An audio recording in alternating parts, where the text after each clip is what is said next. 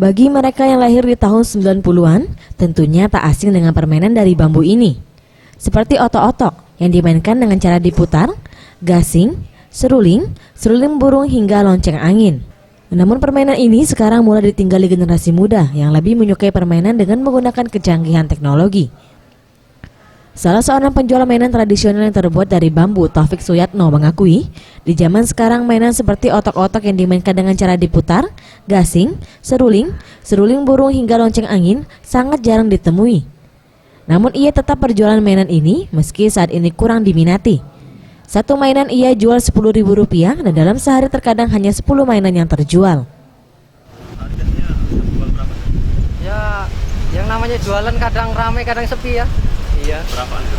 Ya kalau 10 ekor ya terjual lah. 10. Iya 10 butir, 10 biji.